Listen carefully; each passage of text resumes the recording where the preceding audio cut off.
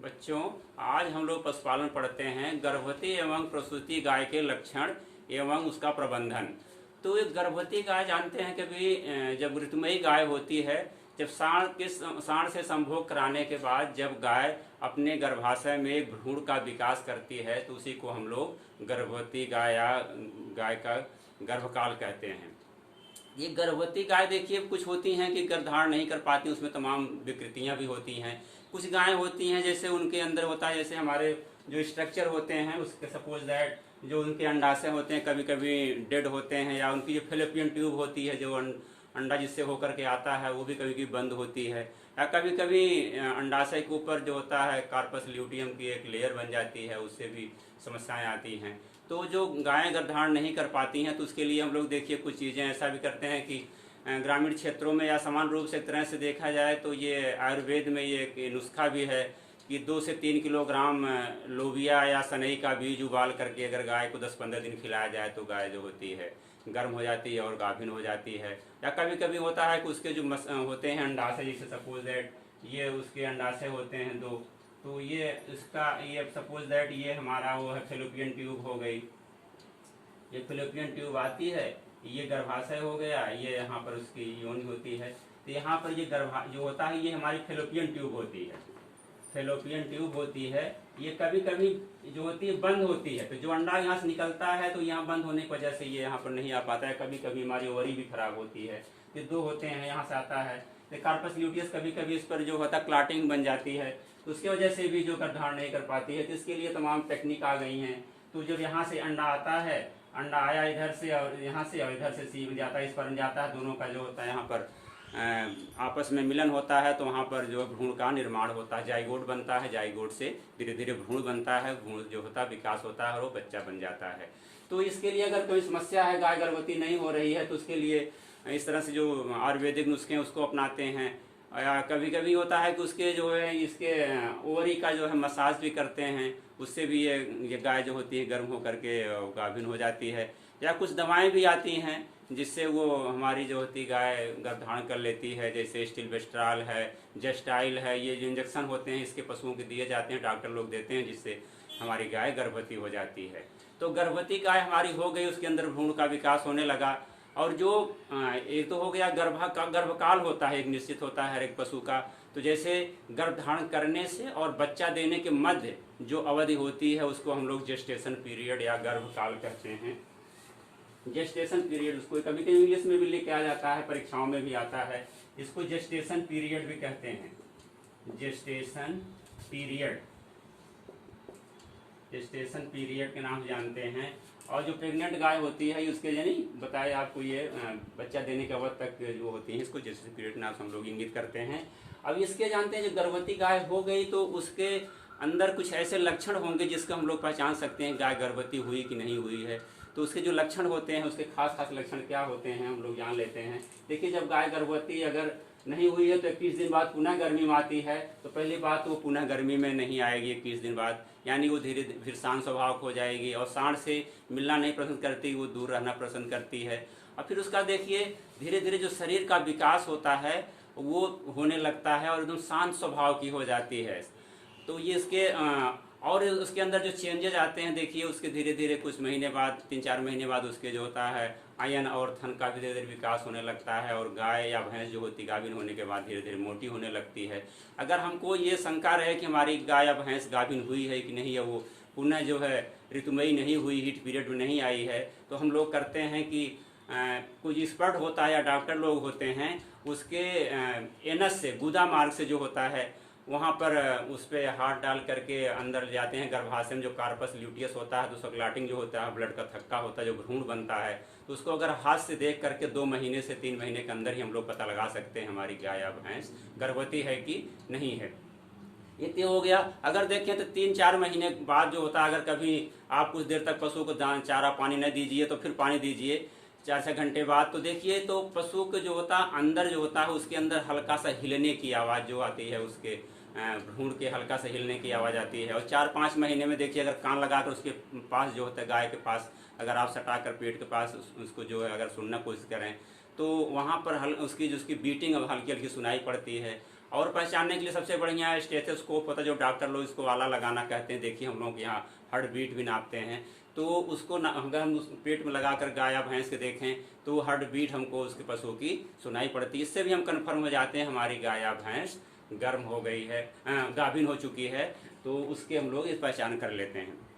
जैसे जैसे समय बढ़ता जाता है वो धीरे धीरे उसका शरीर भारी होता चला जाता है, और उसके देखिए वेजाइना जो होती है धीरे धीरे वो भी फैलने लगती है, स्वेलिंग आ जाती है उसमें, और उसके थन जो होते हैं धीरे धीरे वो भी बढ़ने लगते हैं, आयन का आकार भी काफ़ी कुछ बड़ा होने लगता है।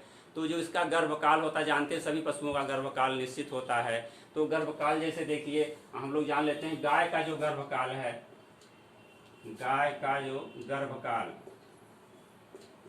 गर्भकाल जेस्टेशन पीरियड सही पशुओं का निश्चित होता है। गर्भकाल 282 दिन होता है, 282 दिन। और भैंस का जो होता है, भैंस का होता है 310 दिन। ये 2-4 दिन आगे पीछे वेरी भी कर सकता है, 285 से और 280 भी हो सकता है। इसका भैंस का 310 दिन होता है। और भेड़ का जो होता है, भेड़ का 150 दिन का होता है, 150 दिन।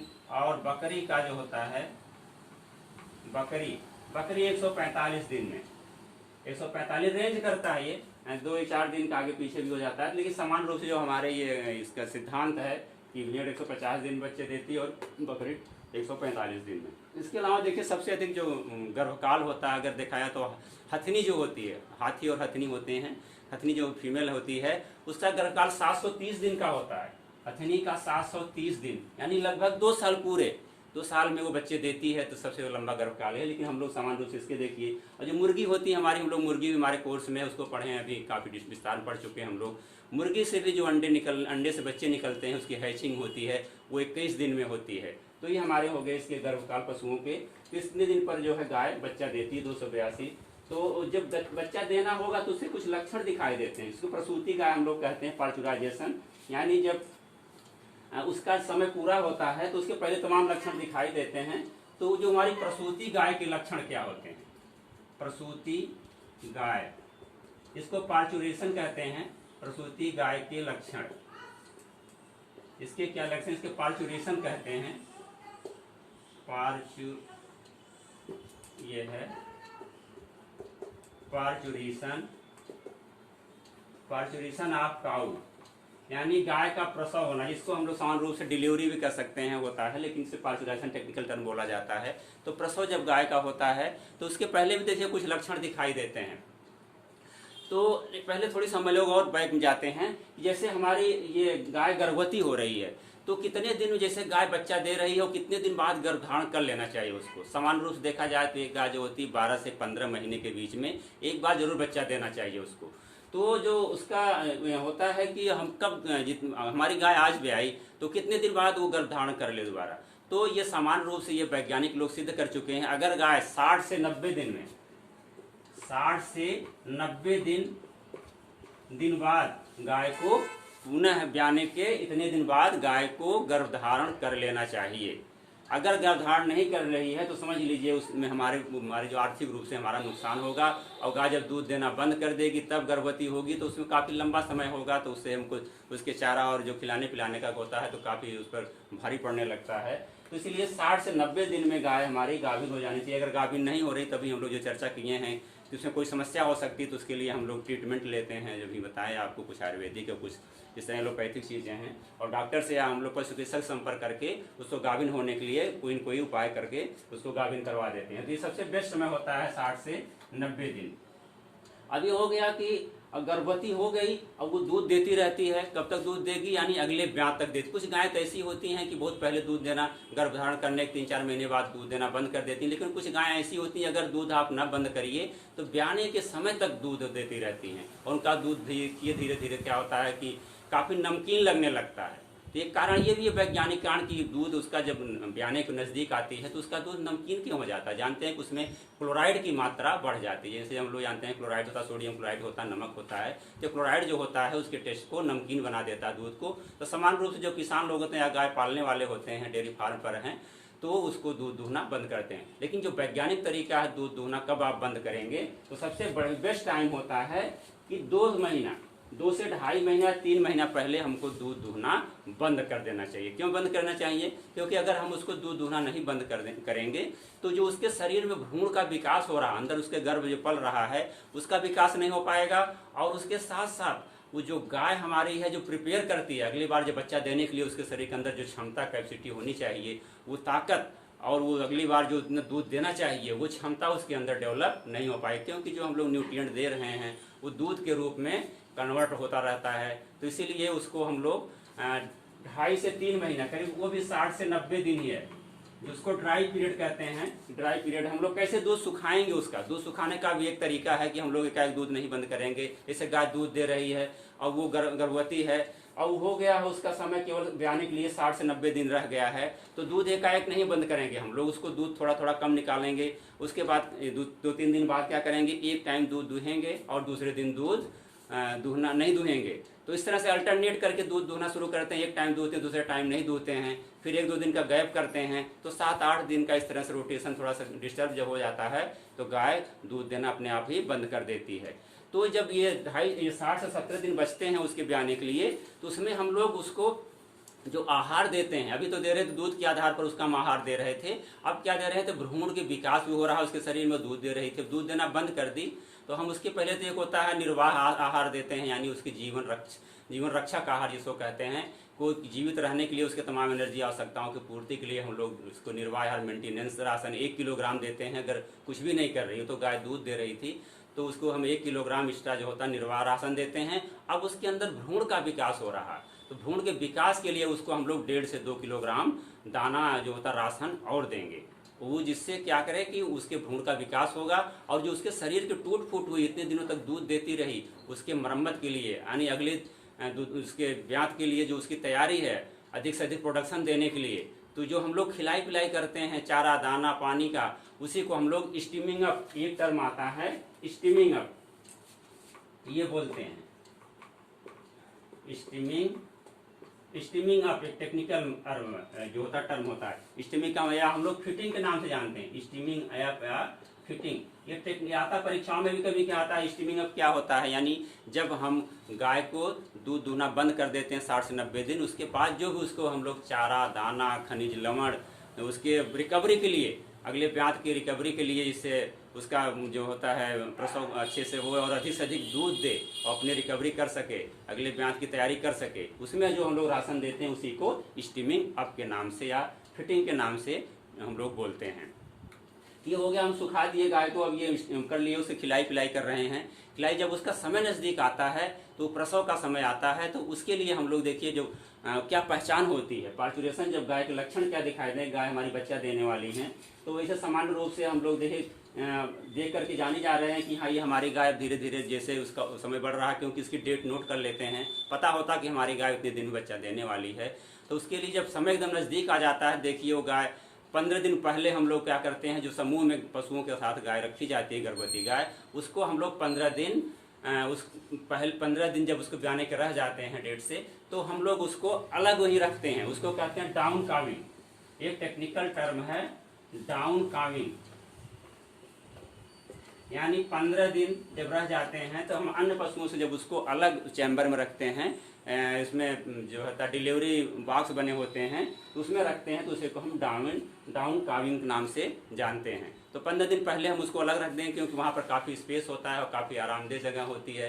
तो जहाँ इसको रखेंगे वहाँ पर बहुत साफ़ सफाई होनी चाहिए और वहाँ कोई ऐसा पशु ना हो जिसका एबार्सन हुआ, क्योंकि जानते हैं अगर एबार्सन हुआ तो उसमें ब्रुसेलोसिस नामक एक बैक्टीरिया होता है, उसके इन्फेक्शन से जो हमारी गर्भवती गाय है उसको भी एबार्सन या गर्भपात हो सकता है, तो इससे बहुत बड़ा नुकसान हो जाता है। तो वहाँ बहुत साफ़ सफाई का ध्यान रखते हैं, फिनाइल से फर्श को धोकर साफ कर लेते हैं। और जानते हैं कि जब गर्भवती होती है उसके पेट में बच्चा पल रहा है तो उसके फर्श पर हम लोग कुछ न कुछ ऐसे मुलायम चीज़, जैसे पुआल है, इस तरह से उसके नीचे बिछा देते हैं जिससे वो आराम से बैठ सके। जैसे जैसे समय नज़दीक आता है, वो 1 हफ्ते पहले देखिए जब उसका प्रसव काल आता है तो उसमें वाइट, हल्का सा वाइट और येलो कलर का जो होता है म्यूकस निकलने लगता है उसके योनि मार्ग से, और उसके देखिए आसपास के पिछले पैरों में और पूंछों में सब लिपटा सा रहता है। तो नज़दीक आते आते जिस दिन उसका ये प्रसव होना होता है उस दिन आप देखिए, आप लक्षण पहचान सकते हैं, उस दिन वो धीरे धीरे चारा और दाना खाना कम कर देती है और बंद भी कर देती है। उस दिन एकदम शांत स्वभाव में रहेगी, फिर उस हल्की सी उसकी बेचैनी महसूस होने लगती है, क्योंकि जानते हैं कि उसको लेबर पेन जो होता है, प्रसव पीड़ा जिसको कहते हैं, तो वो धीरे धीरे उसमें गर्भाशय में उसके अंदर जब वो प्रसव पीड़ा होती है, तो प्रसव पीड़ा का भी एक पीछे देखो वैज्ञानिक कारण है कि हमारे जो हार्मोनल प्रभाव होते हैं उसमें, जब गाय हमारी गर्भवती है और उसमें हार्मोन्स जो होते हैं, शुरू में तो एस्ट्रोजन हार्मोन निकलता है, जिससे गायों में होता है कि एस्ट्रोजन और प्रोजेस्टेरॉन हार्मोन निकलते हैं, और जो होता है मेल में होता है वो टेस्टोस्टेरोन हार्मोन निकलता है। तो गाय जो हमारे शुरू में तो एस्ट्रोजन हार्मोन निकल रहा था, एस्ट्रोजन हार्मोन निकल रहा था, और दूसरा है प्रोजेस्टेरॉन ये हार्मोन है। तो जब गाय गर्भवती होने से पहले एस्ट्रोजन हार्मोन अधिक निकलता रहता है, इसको यंग अवस्था में ज़्यादा निकलता है ये। और प्रोजेस्टेरॉन जो होता है जब गाय गर्भधारण कर लेती है तो इसके भ्रूण के विकास में इसका बहुत बड़ा रोल होता है प्रोजेस्टेरॉन का। तो प्रोजेस्टेरॉन हार्मोन जो होता है इसकी मात्रा बढ़ जाती है और भ्रूण के विकास में और इसकी झिल्लियों में भ्रूण को चिपकाए रहने उसके विकास में इसकी बहुत महत्वपूर्ण भूमिका होती है। लेकिन जब गाय प्रसव काल के समय होती है उस समय एस्ट्रोजन की मात्रा बढ़ जाती है, एकाएक एस्ट्रोजन की मात्रा बढ़ने से जो होता है उसमें ऑक्सीटोसिन एक हार्मोन्स होता है वो निकलने लगता है। उससे क्या होता है, ऑक्सीटोसिन हार्मोन से जो उसकी मसल्स की लिगामेंट्स धीरे धीरे ढीली होने लगती है, जो कसाव था, खिंचाव था, लूज होती हैं। समान रूप से देखिए डिलीवरी के समय एक इंजेक्शन दिया जाता है जिससे आसानी से डिलीवरी हो जाती है। ये महिलाओं में भी देखने को मिलता है कि डॉक्टर लोग ऑक्सीटोसिन का इंजेक्शन देते हैं जिससे उसकी बॉडी की लिगामेंट है वो तब लूज पड़ जाती हैं और बच्चे डिलीवरी होने में आसानी हो जाती है। उसी प्रकार नेचुरल रूप से देखिए प्रकृति में पशुओं को में तो ये सब नहीं करते हैं, अपने आप से नेचुरल रूप से ऑक्सीटोसिन जो हार्मोन होता है इसका बहुत बड़ा रोल है। समान रूप से देखिए दूध जो हम लोग उतारने के लिए भी डेयरी फार्मों पर तमाम लोग किसान लोग भी करते हैं ऑक्सीटोसिन हार्मोन का इंजेक्शन, उसका नाम है ऑक्सीटोसिन। इसको दूध निकालने के लिए भी बहुत से जो करते हैं, जबकि इस पर बैन है, पशुओं को आप नहीं लगा सकते। लेकिन समान रूप से देखिए आजकल जो हैं दूध का बिजनेस करने वाले हैं, बच्चा को मर जाता है तो ऑक्सीटोसिन का इंजेक्शन लगा के दूध निकालते हैं। यही ऑक्सीटोसिन उसके शरीर से गर्भाशय में उसमें निकलता है जिससे उसकी सब साइड पूरी जो होती शिथिल पड़ जाती हैं, जो मसल्स होती हैं, तो उससे बच्चा निकलने में आसानी होती है। ये जब वो धीरे धीरे उसमें लेबर पेन शुरू होता है तो देखिए उसमें जो लक्षण सबसे पहले दिखाएंगे, गाय बच्चा दे तो वो बार बार पेशाब करती है, पतला गोबर करती है, बार बार उठती बैठती है और कभी कभी रंभाती भी है, आवाज़ भी करती है वो। तो उसके अंदर पेन होता है तो एक जगह स्थिर नहीं रहती, घूमती रहती बार बार। तो उसमें ध्यान रखना चाहिए नीचे हम लोग कोई ऐसा मुलायम चीज़ बिछा दें, पुआल बिछा दें जिससे उसको डिलीवरी होने में ज़्यादा परेशानी ना हो। तो शुरू में उसमें जब होगा कि देखिए उसके अंदर से हल्का हल्का सा लिक्विड टाइप निकलना होगा, म्यूकस टाइप निकलता है। फिर उसमें जो होता है इस पहले स्टेज में होती है वो बार बार उठती बैठती रहती है, बेचैनी महसूस करती है। फिर उसके योनि मार्ग से देखिए तो व्हाइट कलर की एक झिल्ली निकलती है, जो झिल्ली जिसमें वो झिल्ली कौन सी झिल्ली होती है जिसमें भ्रूण उसके गर्भाशय में पल रहा होता है। उस झिल्ली का नाम देखिए अमनियाटिक, उस झिल्ली का नाम है अमनियाटिक थैली के नाम जानते हैं, अमनियाटिक थैली या अमनियाटिक सैक, अमनियाटिक सैक के नाम जानते हैं। इसी में जो भ्रूण होता है एकदम उसके गर्भाशय में सुरक्षित रहता है। तो वो जो थैली होती है जिसको हम लोग पेशाब की थैली के नाम जानते हैं कि वो बाहर निकल रही है, पतला सा व्हाइट कलर की होती है, तो वो उसके योनि मार्ग से धीरे धीरे निकलना शुरू होती है। और उसी के अंदर जो होता है बच्चा, गाय का बच्चा हो सुरक्षित रहता है। और जब होती है तो पहले हल्की से जो थैली दिखाई देती है वो बाहर निकलती है। तो पशु का सबसे पहले क्या निकलता है, अगला पैर। उसका जो बच्चे का शेप होता है किस टाइप होता है, वो उसका पैर जो होता है दोनों पैर के बीच में उसका सिर सटा रहता है, जिससे वो आसानी से ऐसे सिचुएशन होती है कि वो जिससे आसानी से डिलीवरी या जो उसके बच्चा पैदा हो जाए। तो उसके जैसे सपोज दैट जो होता है ये हम लोग हल्का सा एक बना ले रहे हैं। देखिए ये हमारा पशु ये हो गया, बछड़ा हो गया, इसकी आँख हो गई, ये नथुने हो गए, और यहाँ से जो इसका पैर लगा हुआ होता है, ये पैर इसका यहाँ पर ये पैर इसका आया रहता है, ये दोनों पैर सटे रहते हैं। और ये इसका जो धड़ होता है इधर होता है, ये धड़ इसका रहता है, और यहाँ पर इसके पिछले पैर भी इससे सटे रहते हैं। तो ये पशु की स्थिति ये होती है हमारे बच्चे जो होता है उसका पेट में, तो ये हिस्सा सबसे पहले निकलता है। और इसी के अंदर जो झिल्ली है हमारी ये झिल्ली के अंदर ये कवर रहता है। सबसे पहले जो व्हाइट कलर की झिल्ली निकलती है उसके योनि मार्ग से, तो ये व्हाइट कलर की होती है। ये सब जब निकलती है आगे तो देखिए फूट हो जाती, काफ़ी पानी निकलता है। जैसे वो प्रेशर लगाती है, बार बार हाँफती रहती है और उठती बैठती, जब हाँफते हाँफते क्या होगा, ये झिल्ली बाहर निकल आती है और उसके दोनों पैर जो खुर होते हैं इस सब इस शेप में होती है। वो हमेशा देखें इस शेप बच्चा होता है, इससे आगे तरफ आता है। अगर इसमें कोई डिफेक्ट है तो कभी कभी गाय बच्चा नहीं देती, तो उसके लिए हम लोग डॉक्टर संपर्क करना पड़ता है। गाँव कोई एक्सपर्ट आदमी होता है, उससे भी हम लोग सहायता लेते हैं। तो सबसे पहले ये अगले दोनों पैर निकलते हैं, उसके दोनों खुर दिखाई देते हैं। इसे प्रेशर वो लगाती रहती बार बार, और एक खुर के साथ में उसका सिर भी देखिए तो बाहर दिखने लगता है। फिर और प्रेशर लगाती है क्योंकि और ज़्यादा बेचैन हो जाती है। उसकी जो लेबर पेन होता है, प्रसव पीड़ा बहुत अधिक होती है उस समय, बच्चा पैदा होते समय। तो जैसे प्रेशर लगाती, दबाव डालती है अपने पेट पर, उसकी पीठ देखिए धनुषाकार हो जाती है, एकदम धनुषाकार हो जाती है। तो प्रेशर लगाते लगाते तो वो उससे धीरे धीरे ये सिर बाहर आ जाता है। सिर से फिर उसका धड़ और प्रेशर लगाती है तो बच्चा धीरे से जो होता है वो लेटी रहती है, तो वो बच्चा धीरे से बाहर निकल आता है। और कभी कभी ऐसा होता है, कुछ गायें ऐसी होती है खड़े होकर के बच्चे दे देती हैं, तो उसमें क्या होता है, खतरा जो होता है मालिक होता है, तो उसको ध्यान रखना चाहिए कि कहीं ऐसा नहीं, दूर से बैठ कर कहीं से निगाह रखना चाहिए कि ऐसा नहीं तो कहीं उसको कोई प्रॉब्लम हो जाए, बच्चे नहीं हो पा रहे हैं। तो ये समय जो होता है गाय को 3 से 4 या 5 से 6 घंटे या पूरा दिन भी लग जाता है। तो जैसी गाय की खिलाई पिलाई अगर स्वस्थ गाय है तो उसका जो डिलीवरी आसानी से हो जाती है। तो ये हमारा जो होता है हो जाती है। इसके बाद गाय बच्चा दे दी। अब देखिए पहले बच्चे की सफाई करें, उसको हम लोग अलग पढ़ेंगे। फिर देखते हैं कि उस गाय फिर क्या करेंगे। उसके बाद जानते हैं कि ये बच्चा हो गया, अब उसमें एक जेर डालना कहते हैं। जेर डालने जानते हैं आप, प्लेसेंटा जो होता है वो उसको जेर निकलती है उससे। गाय सामान्य रूप से गाय देखा जाए तो 3-4 घंटे में जेर डाल देती हैं, कभी कभी 8 घंटे 12 घंटे भी लगा देती हैं। और कभी कभी कुछ में ऐसा डिफेक्ट होता है कि जेर नहीं डालती है तो उसको डॉक्टर संपर्क करके उसको निकलवाना पड़ता है। और कुछ पशु ऐसे भी होते हैं, गाय होती हैं कि जो जेर को खा भी जाती हैं, तो जानते हैं कि बहुत ही नुकसानदेह होता है। और पशु अगर खा ले तो उसके र्यूमन में जो होता है वहाँ जा करके ये सड़न पैदा कर देगी, तमाम विकृतियाँ हो जाएंगी, इससे बीमार रहेगी, उसको भूख नहीं लगेगी, तमाम समस्याएं पैदा हो जाएंगी। तो जब तक गाय जेर न डाल दे तब तक वहाँ पर बैठ करके निगाह रखनी चाहिए। जैसे जेर डाले आप उसको किसी लकड़ी की सहायता से हटा करके ले जाकर कहीं गाड़ देंगे। तो 4 से 5 घंटे सामान्य रूप से 4 से 5 घंटे में जेर डाल देती है। कभी भी 7-8 घंटे लग जाते हैं, तो 7-8 घंटे या इसको 8 घंटे के अंदर ही ये अक्सर जेर डाल देती है। तो लोग उसके लिए करते हैं कि अगर गाय हमारी बच्चा दे दी तो हम उसके लिए क्या करेंगे, उसके बाद क्या केयर करेंगे, देख रेख करेंगे, कैसे प्रबंधन करेंगे। तो सबसे पहले होता है क्योंकि गाय जब बच्चा दे रही तो उसके शरीर से काफ़ी पानी निकल चुका होता है, तो गाय बहुत थकावट महसूस करती है। पहले तो बच्चे को बार बार चाटने की कोशिश करती है क्योंकि ममता होती है हर एक जीव को अपने बच्चे से, तो उसको चाटने की कोशिश करती है। कुछ गायें नहीं चाटती हैं, तो क्या करते हैं, बच्चे को ऊपर जो होता है हल्का सेंधा नमक छिड़क देते हैं, तो गाय चाट करके जो उसके बच्चे के ऊपर गंदगी होती है पूरी साफ कर देती है।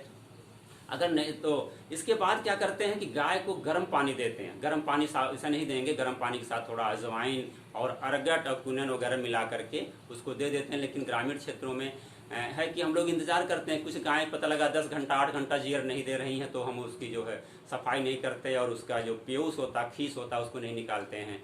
तो उसके बाद हम लोग कह रहे हैं कि उसको गर्म पानी दें और उसके पीछे की थन की सफाई करके थोड़ा उसका जो खीस है प्यूस है उसको निकाल लें। और इस चीज़ का भी ध्यान रखें कि पूरा का पूरा जो उसका खीस जो प्यूस है उसको कोलेस्ट्रम है उसको एक ही बार पूरी दुहाई न करें। ऐसा होता है कि कभी जानते हैं कि दुहाई करते समय कोलेस्ट्रम में कैल्शियम की मात्रा, फास्फोरस की मात्रा बहुत अधिक होती है, ग्लूकोज, तो उसके दूध के साथ कैल्शियम की मात्रा अधिक निकल आता है, जिससे गाय को होता है ये आपको मिल्क फीवर नाम की बीमारी हो जाती है, पशु सुस्त हो जाता है, तो काफ़ी परेशानी हो जाती है, तो उसका ट्रीटमेंट करना पड़ता है। तो उसका थोड़ा थोड़ा दूध निकालना चाहिए अगर अधिक दुधारू गाय है, तो इस चीज़ का भी ध्यान रखते हैं। उसके बाद ब्याने के बाद हम लोग कुछ और चीज़ें उसको आटा बना कर देते हैं समान रूप से। उसमें होता है कि 500 आधा किलोग्राम गुड़ यानी 500 ग्राम गुड़ लेते हैं और 100 ग्राम अजवाइन लेते हैं और 50 ग्राम जो है मेथी लेते हैं और 50 ग्राम सौंठ ले करके पानी में 3-4 लीटर पानी में उसको बॉयल कर लेते हैं। बॉयल करके पशु को 3-4 दिन तक सुबह शाम उसको पिलाना चाहिए, जिससे क्या होगा उसके गर्भाशय की सफाई भी हो जाएगी और उसकी जो पेन होगी शरीर की, उनकी डिलीवरी होने के बाद जो है प्रसव होने के बाद उसके शरीर में काफ़ी पेन भी होता है, तो धीरे धीरे उसका पेन भी सही हो जाएगा, माँ से उसके गर्भाशय की सफाई भी हो जाएगी, अपने गाय अपने आप को थोड़ा सा कंफर्ट महसूस करेगी। तो उसके बाद हम लोग प्यूस जो होते हैं उसको थोड़ा थोड़ा निकालते रहेंगे। फिर सामान्य रूप से 3-4 दिन तक उसको बहुत हल्का भोजन देंगे। उसके और प्रबंधन में ध्यान रखेंगे जो भोजन होगा उसका बहुत सुपाच्य होना चाहिए, कुछ हरा हरा चारा होना चाहिए, कुछ सूखा चारा होना चाहिए, दाना भी होना चाहिए, उसमें आपका चोकर है, दलिया है और खनिज लवण की मात्रा उसकी धीरे धीरे बढ़ाते रहते हैं। और इसको हम लोग जब सामान्य स्थिति हो जाए उसके 10 से यानी 12 से 15 दिन बाद जो होता है, तब हम उसके दाने की मात्रा जो होगी उसके दूध के मात्रा के हिसाब से हम लोग निर्धारित करते हैं। जानते हैं कि सामान्य रूप से जो गायों का जो होता है दानों का जो अनारासन का निर्धारण होता है उसके दूध की मात्रा के ऊपर निर्भर करता है। जैसे भैंस गाय हमारी है, अगर 3 लीटर दूध दे रही है तो उसको हम 1 किलोग्राम दाना देंगे। अगर भैंस है तो 2.5 किलोग्राम दूध पर 1 किलोग्राम दाना देंगे। तो जितना दूध देती है उसी हिसाब से हम फिर उसके दाने का निर्धारण करेंगे। इस चीज़ का और एक ध्यान रखेंगे, जैसे गाय हमारी ब्याई है तो उसको खल नहीं देंगे, कोई ऐसी चीज़ खल नहीं देंगे जिससे उसका जो दूध का सिक्रीशन, बहुत जानते हैं खल खिलाने से दूध का जो सिक्रीशन होता है, बहाव होता है, थोड़ा तेज हो जाता है। क्योंकि शुरू में अगर खल खिला देंगे तो सिक्रीशन दूध का बढ़ जाएगा तो मिल्क फीवर होने की संभावना बढ़ जाती है, जिसमें कैल्शियम की मात्रा बहुत अधिक चली जाती है, जिससे उसको ये समस्या बढ़ती है, तो हमें प्रॉब्लम हो सकती है पशुपालक को। तो आज हम लोग पढ़ लिए कि गर्भवती और प्रसूति गाय के लक्षण और उसके प्रबंधन कैसे करेंगे। तो ये बहुत इंपॉर्टेंट है, कहीं कहीं से घुमा करके आता है। उसका गर्भकाल पूछ लेते हैं, पशुओं कितना गर्भकाल है, और उसमें जो पूछ लेते हैं वो भी पूछते हैं कि अमनियाटिक सैक, यानी जिसमें बच्चा रहता सुरक्षित, उसको क्या कहते हैं, अमनियाटिक सैक, अमनियाटिक थैली के नाम से जानते हैं। ये सब इसमें जो खास खास पॉइंट है, कितना दाना देना चाहिए, यानी स्टीमिंग अप क्या होता है या फिटिंग क्या होता है, यानी डाउन काविंग क्या होता है, ये टेक्निकल टर्म है, इसको आपको जानना चाहिए। जब तक आप इसको अच्छे से नहीं जानते रहेंगे, आप अच्छे से पेपर को लिख भी नहीं पाएंगे। और अच्छे स्कोर करने के लिए, आपको अच्छे डिवीज़न से पास होने के लिए आपको ये प्रयास करना होगा और मेहनत करना होगा। जितनी चीज़ें बताई जा रही हैं आप लेक्चर को ध्यान से सुनिए, बार बार सुनिए, और नहीं समझ में आ रहा तो आप फ़ोन करके हमसे दोबारा संपर्क करके और क्लियर कर सकते हैं। तो आज क्लास को यहीं समाप्त करते हैं। धन्यवाद।